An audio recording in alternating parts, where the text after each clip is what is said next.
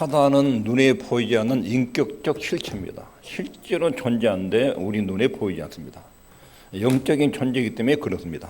이 사단의 목적은 하나님의 일을 파괴하고 하나님과 인간의 아름다운 관계를 깨뜨려서 이간질시키는 것이 사단의 목적입니다. 여기 한번 읽겠습니다. 시작. 뱀이 그 관계로 이와를 미혹해 한 것 같이 너희 마음이 그리스도를 향하는 진실함과 깨끗함에서 떠나 부패할까 두려워하노라. 그리스도인들에게는 본질적인 순수한 마음이 있습니다. 그리스도를 향하는 진실함과 깨끗함, 다시 말해서 예수님께 향한 충성과 성결함을 가지고 있습니다. 그런데 뱀이 그 관계로, 사단이 뱀으로 지금 표현하고 있지요. 관계란 말은 악한 속임수, 강귀한 속임수, 강귀한 속임수로 우리의 마음이 하나님께 향한 것, 예수님을 향해서 충성심, 순결한 것, 이것을 뱀이 꽉 뒤집어 놓는다는 거예요. 이게 방해를 놓는다는 거예요. 뱀의 역할이 본질적인 순수함을 방해하는 사단의 공격, 사단의 공격의 특성을 잘 알고 대비해라 하는 것이 하나님께서 우리에게 공고해 주는 말씀입니다. 사단이 인간의 지성, 이성을 어떤 방식으로 공격해서 우리가 주님을 향한 순수함과 충성심을 방해를 놓는지 오늘 이 부분을 살펴보겠습니다. 인간의 지성은 하나님의 큰 선물입니다. 인간에게는 진리에 대한 갈망이 있고 알기를 바라는 하나님과 진리와 뭔가를 알고 싶은 욕망이 속에 있어요. 이것은 지적인 욕망이고 이성의 능력이에요. 그리고 이 진리를 배우기를 원하고 알기를 원하는 것은 지극히 정상적인 것입니다. 그런데 만약 성경을 배우기를 원치 않고 흥미가 없고 실천만 강조하는 것은 사단의 올무에 걸린 것입니다. 진리는 먼저 듣고 깨닫고 연구하고 그리고 듣고 깨달으면 그 다음에 우리 마음에 감동이 옵니다. 감동이 오면 실천으로 연결됩니다. 이게 균형 잡힌 신앙의 특성입니다. 그런데 문제는 지성은 하나님의 선물인데 이 지성이 타락을 했습니다. 인간이 타락하면서 지성도 감명도 실천 능력도 같이 타락을 한 것입니다. 인간이 타락하자 지성은 인간의 가장 큰 위협적 요소가 됐습니다. 하나님을 믿는 데 가장 큰 방해물이 지성이에요. 지성. 그러므로 마귀는 인간의 지성, 지식과 이해 경로를 통해서 상당히 심각하게 인간을 공격합니다. 이것을 알아차리고 진리와 지식에 대한 올바른 이해를 갖는 것, 이건 마귀의 공격으로부터 우리 신앙을 지키는 아주 중요한 문제입니다. 신약 성경은 이 부분을 자주 언급합니다. 사단이 지성을 어떻게 공격하는지 골로새 2장 8절에서는 누가 철학과 헛된 속임수로 너희를 노략할까 주의하라. 이것이 사람의 유정과 세상의 초등학문을 조추며 그리스도를 조춤이 아니니라. 철학과 헛된 속임수, 이것은 믿음을 흔들어 놓는 잘못된 지성주의, 세상의 전통, 그 다음에 세속적인 원리, 이런 것으로 사람들의 마음을 그리고 생각을 흐트러 놔서 하나님께 대한 충성과 순결함을 방해를 놓는다는 것입니다. 바른 신앙은 예수님에 대한 바른 이해, 성부와 성자와 성령 하나님에 대한 올바른 이해, 이것이 바른 신앙인데 이 바른 신앙을 흐트러 놓기 위해서 철학과 헛된 속임수, 이것으로 사람을 공격을 한다는 것입니다. 골로새 교회에 침투한 이단은 인간의 지성을 공격을 해서 무너뜨리는, 신앙을 무너뜨리는 그런 유형의 이단이었습니다. 바울이 디모데에게 보낸 편지에서 디모데전서 6장 20절에 보면 디모데야 네게 부탁한 것을 지키고 거짓 때에 일컫는 지식의 망령되고 허한 말과 변론을 피하라. 피하라. 뭘 피하라고 그러냐면 첫 번째는 속된 잡담을 피하라. 거짓 때에 일컫는 지식, 속된 잡담을 피하라. 두 번째로 피할 것은 망령되고 허한 말과 변론을 피하라. 거짓 지식에 나오는 반대 이론. 하나님의 말씀이 증거되면 세상적 과학적 지식이나 거짓 이론과 철학을 근거로 해서 나온 이론을 가지고 막 하나님의 진리에 논쟁을 하고 반론을 제기하는 이런 유형의 사람들이 있어요. 고린도전서 11장 3절에서도 말씀하시기를 뱀이 그 관계로 이화를 미혹해 한 것 같이 너희 마음이 그리스도를 향하는 진실함과 깨끗함에도 떠나 부패할까 두려워하라. 오늘날 기독교를 가장 위협하는 세력이 철학입니다. 하나님을 섬기는 믿음을 흔들어 놓는 세상적 지식 학문.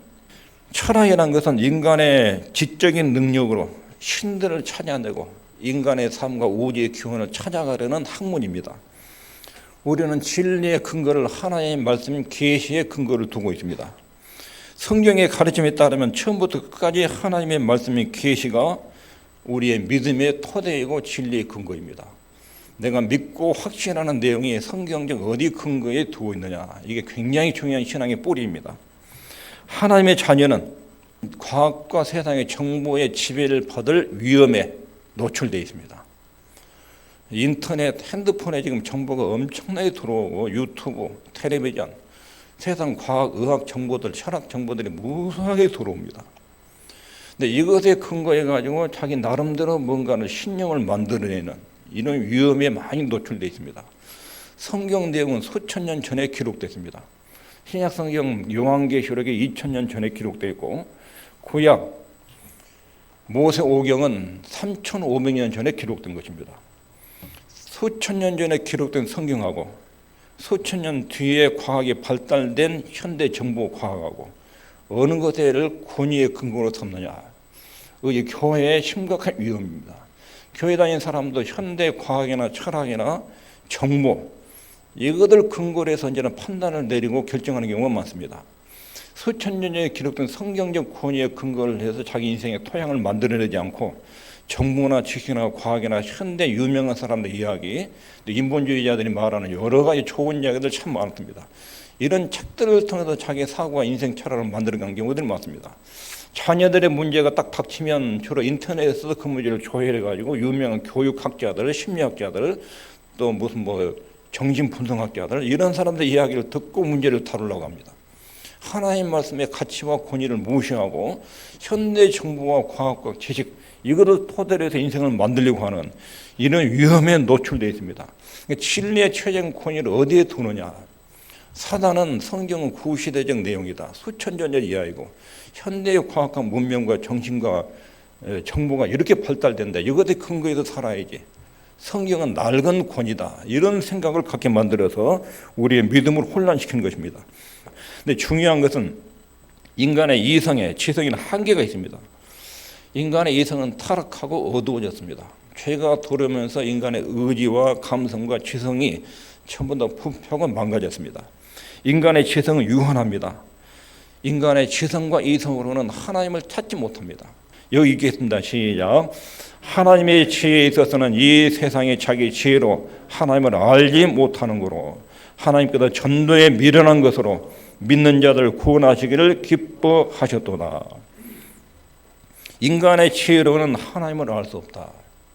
하나님이 인간에게 자기를 알릴 때는 전도에 미련한 방법을 썼다. 전도에 미련한 방법은 복음 진리예요. 이 복음 진리를 믿으면 그것으로 하나님이 자기를 알리십니다. 근데 세상은 그 방법으로 하나님을 알려고 하지 않고 자기 지혜를 동원해서 하나님 신의 존재에 접근하려고 한 것입니다. 인간의 지혜로는 하나님을 알 수 없다. 하나님을 알리는 방법은 복음 진리를 전도하는 미련한 방법을 통해서, 미련한 방법이라는 것은 세상적 지혜 차원에서 복음 내용과 전도 방법은 미련한 거예요. 그런데 이상하게도 그 복음 진리를 받아들이고 믿으면 하나님을 알게 되는 거예요. 그러니까 지혜자들은, 세상의 지혜자들은 하나님을 알 수 없고 만날 수 없다는 것입니다. 마태복음 18장 3절 읽겠습니다. 시작. 가라사대 진실로 너희에게 이르노니 너희가 돌이켜 어린 아이들과 같이 되지 아니하면 결단코 천국에 들어가지 못하리라. 어린아이같이 단순함, 이것이 하나님을 알게 되는 기본이다. 하나님이 이렇게 말씀하셨다. 그럼 믿으면 돼요. 그러면 하나님을 알아요. 근데 머리로 자꾸 따져요. 지성으로 따져요. 인간의 지혜의 한계를 인정하고 하나님을 의존해라. 이게 어린아이들과 같이 되지 아니하면 그 말입니다. 오늘날 인간의 문제는 인간의 지성의 한계, 이성의 한계를 인정을 안 합니다. 인간의 과학적인 지식, 그리고 인간의 이성, 인간의 지성은 끝이 없다.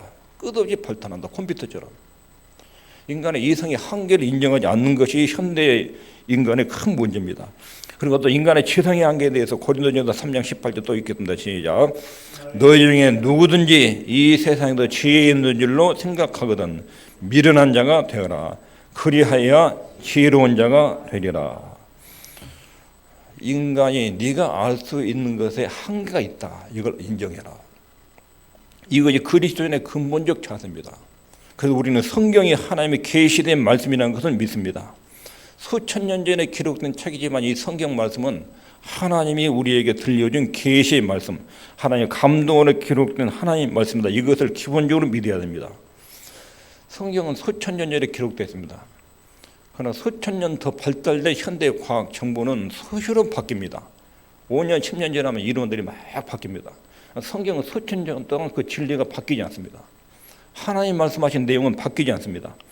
사단은 자꾸 우리 믿음의 기준을 성경보다 현대 과학과 정보로 자꾸 옮기라고 합니다. 이게 우리 지성을 공격하는 사단의 강력한 속임수입니다. 세상적 학문과 가치는 우리가 살아가는 소산들이에요. 전혀 불필요한 게 아니라 알면 좀 편리하게 살아가는 소산들입니다. 그러나 이것이 인생의 목적을 규정해 주는 진리는 아닙니다. 진리는 하나님의 말씀입니다.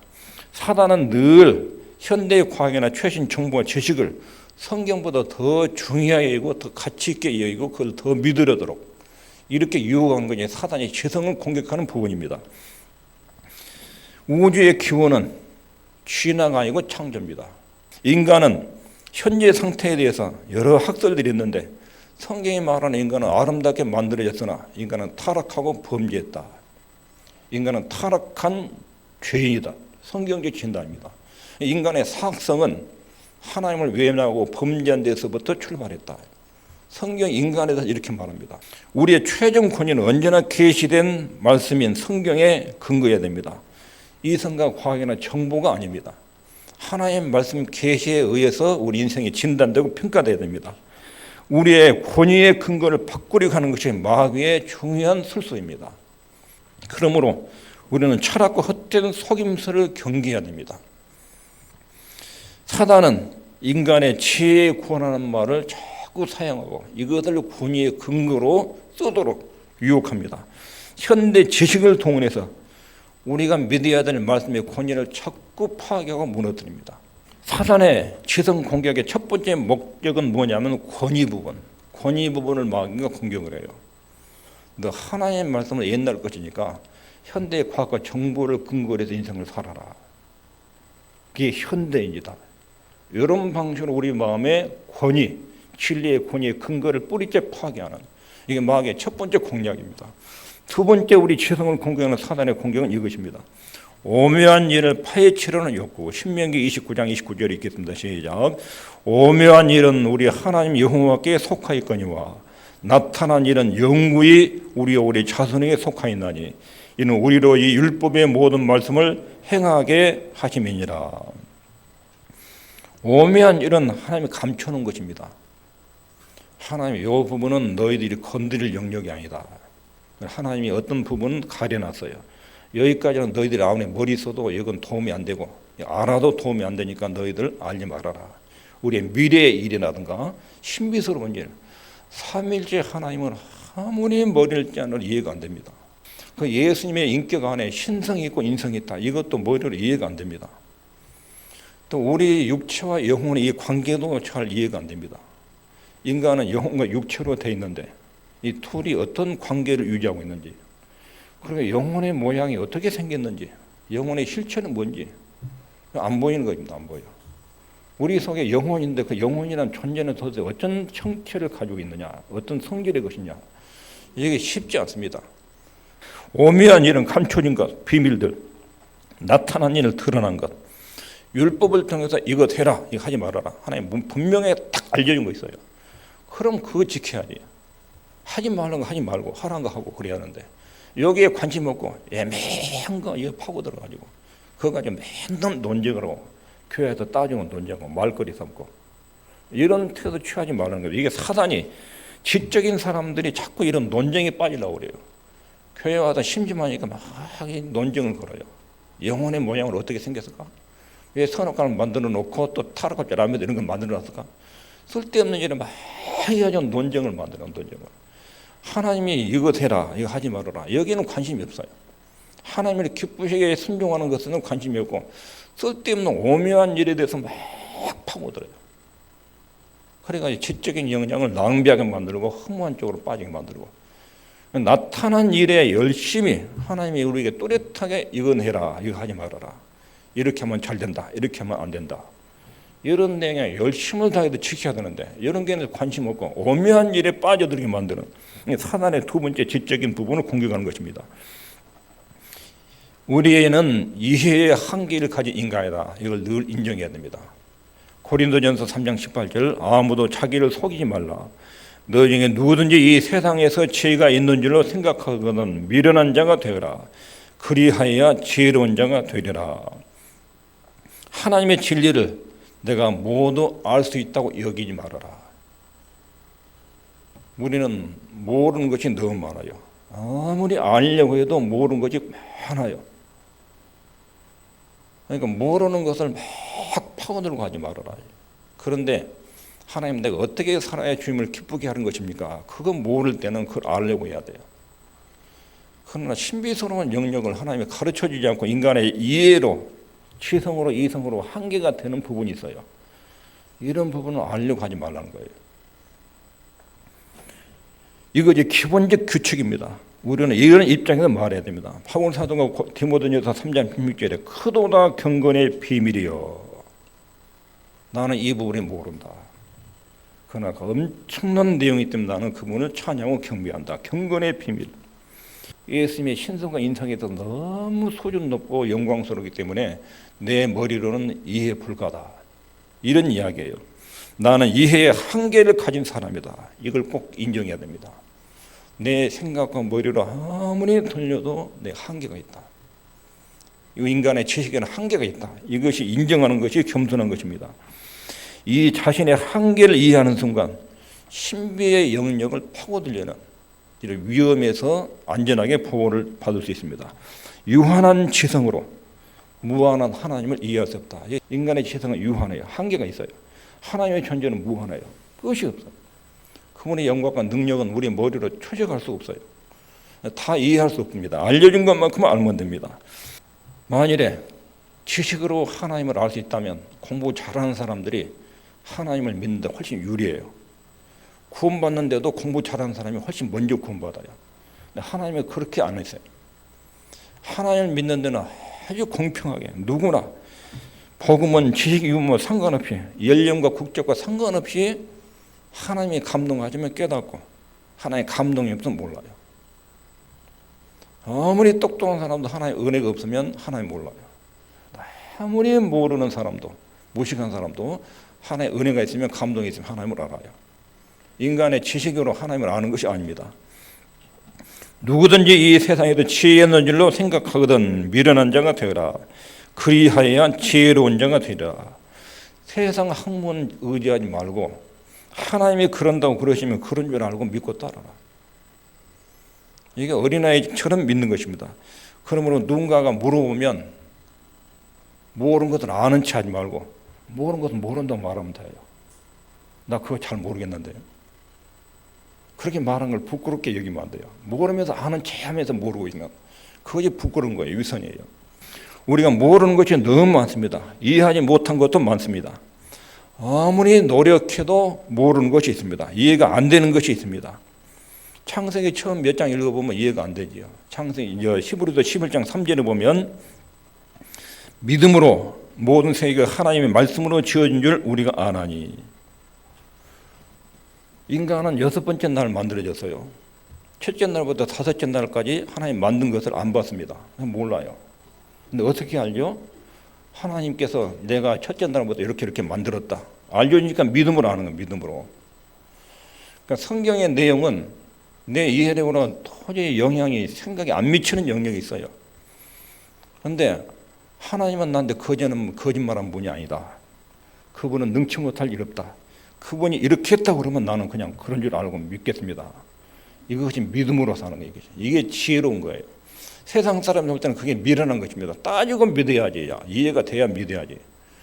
그런데 하나님의 자녀는 하나님이 그런다고 그러면 그분은 절대로 거짓말을 하는 분이 아니고 그분은 사전에는 불가능이 없기 때문에 그분이 한다고 그러면 그런다고 그러면 맞는 거예요. 내가 아무리 이해가 안 돼도 하나님이 그런다고는 맞는 거예요. 이것이 우리 믿음의 근거고 권위의 근거입니다.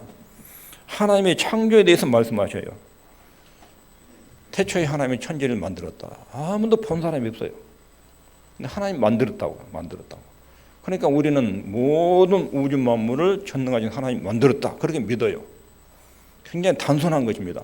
인간이 하나님의 형상대로 창조됐다. 이것도 우리는 하나님이 그렇게 만드셨다고 하니까 우리가 그렇게 믿습니다. 그리고 인간은 하나님을 반역하고 타락했다. 이것도 우리는 성경이 그렇게 말하니까 그대로 믿어요.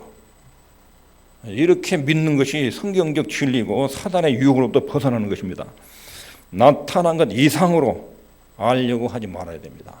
하나님이 가르쳐준 것 이상으로 알려고 하면 함정에 걸립니다. 자, 이렇게 마귀가 우리 지성을 가지고 공격을 합니다. 이해의 근거를 하나님 말씀 계시가 아니라 현대 과학적 정보의 근거를 두도록 공격을 하고 오묘한 일을 깊이 파고들고 자꾸 알아내려는 이런 방식으로 인간의 지성을 공격을 해서 우리 신앙을 무너뜨리는 사단이 공격하는데 이걸 어떻게 방어를 해야 되는가? 마귀 이런 공격에 대해서 여기 다시 한번 읽겠습니다. 시작. 아무도 자기를 속이지 말라. 너희 중에 누구든지 이 세상에도 지혜 있는 줄로 생각하거든 미련한 자가 되라. 그리하여 지혜로운 자가 되리라. 교회는 세상에 아무리 조롱을 해도 성경 내용이 진짜다 이렇게 믿는 거예요. 예수님이 하나님이고 인간인 것을 믿어요. 그분이 십자가에 죽으신 것이 우리 죄 때문에 한 걸 믿어요. 이것이 여기서 말하는 미련한 자가 되라 그 말이에요. 미련한 자가. 자기는 속이지 말라. 이 세상에도 지혜인 줄로 생각하거든. 너 똑똑하다고 생각하면 성경이 말한 것을 거짓 것들을 믿는 미련한 자가 되라. 그게 진짜로 똑똑한 것이다. 사람들을 가만히 보면요. 똑똑한 것 같은데 미련한 사람이 있습니다. 이해가 됩니까? 그 다음에 미련한 것 같은데 아주 똑똑한 사람이 있습니다. 여러분 어느 쪽을 택할 것 같습니까? 세상은 항상 지혜롭고 먼저 똑똑하게 보이려고 해요. 똑똑하게. 근데 어떤 사람 앞에서 어리석해요. 근데 뒤에서는 하나님의 은혜와 도움을 다 받고 살아요. 축복을 다 받고. 앞에서는 사람 앞에 이렇게 거리를 하을 때 항상 손해를 봐요. 자존심 상하고 손해를 보고 그런데도 방어를 하지 않고 미련하고 어리석은 것 같은데 하나님이 그 사람을 도울 수밖에 없을 정도로 아주 아름답게 살아요. 미련한 듯한데 제일 지혜로운 거예요. 하나님의 자녀는 미련한 듯 보이는데 똑똑한 사람이에요. 인생의 진술을 아는 사람이에요. 진리를 아는 사람이에요. 죽음 다음 사후세까지 준비하고 사는 아주 똑똑하고 영리한 사람이에요. 그런데 세상 사람들 눈에 볼 때는 굉장히 미련하고 어리석은 것처럼 보이는 거예요. 여기서 말하는 내용이 그거예요. 너희들 똑똑한 사람이 되려거든 미련한 자가 되라. 하나님 말씀이 그런 줄 알고 또 고개 숙여 따라가면 불신자들은 그것이 우습게 보이고 이상하게 보이고 미련하게 보이지만 그러나 하나님 보기 이것이 가장 똑똑하고 지혜로운 것이다. 이게 이렇게 지금 말씀하고 있는 것입니다. 예수님은 우리의 구주로 믿고 예수님의 인격과 사역을 그대로 성경이 말한다는 믿고 이것이 똑똑한 것입니다. 우리는 성경을 하나님의 말씀으로 믿는 것입니다. 성경을 최종 권위로 인정을 믿는 것입니다. 그러나 마귀는 거기 아니고 성경을 옛날 책이고 구시대적인 것이고 지금 과학, 정보, 의학자들 이야기, 정신분석자들 이야기 그 사람들이 이야기가 권위있지. 그래서 어느 연구에 의하면 몇 년 전에 누가 발표한 것에 의하면 이렇게 하더라. 이렇게 해야 사람이 멋지게 보이지. 그러나 성경은 하나님의 말씀을 믿고 따르는 것이 세상적으로 미련하게 보이지만 그것이 진짜로 지혜로운 것이다. 마귀는 자꾸 세련되게 현대의 과학과 정보를 믿고 살라고 유혹합니다. 그러나 우리에게는 성경 말씀이 우리 인생을 살아가는데 충분합니다. 성경에 기록된 진리가 우리 인생을 사는데 굉장히 넉넉하고 충분합니다. 이것이 바로 전신갑주를 잇는 것입니다. 진리의 허리띠가 이거예요. 진리의 허리띠로. 너희 사단이 공격할 때 진리의 허리띠를 매라. 이 말에 기록된 성경 말씀에 근거를 두고 사는 것. 이게 진리의 허리띠고 사단의 강경한 속임수를 이겨내는 탁월한 지혜고 능력이 되는 것입니다. 오늘 말씀을 정리하면 지성, 이것은 무시해서 안 됩니다. 하나님이 인간에게 생각할 수 있는 능력, 진리를 탐구하는 능력, 진리를 알고 싶은 욕망, 이것은 굉장히 중요한 선물입니다. 문제는 인간의 지성이 타락했습니다. 타락한 지성을 타고 사단이 공격해서 우리 신앙과 인생을 파괴합니다. 이걸 잘 방어를 해야 됩니다. 타락한 지성을 사단이 공격하는데 어떻게 방어를 하느냐? 두 가지를 말했죠. 권위의 문제. 과학과 정보보다 하나님의 말씀이 훨씬 더 권위 있는 진리다. 이걸 늘 인정해야 됩니다. 요거는 인정하는 것이 마귀의 공격으로부터 지성을 막아내는 것입니다. 두 번째로는 나는 이해의 한계가 있다. 내 이 한계가 있기 때문에 오묘한 일을 파고들려고 해서는 안 된다.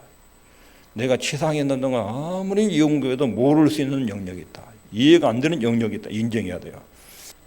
앞으로 성경을 계속 알아가지만 그래도 모르는 것이 너무 많다.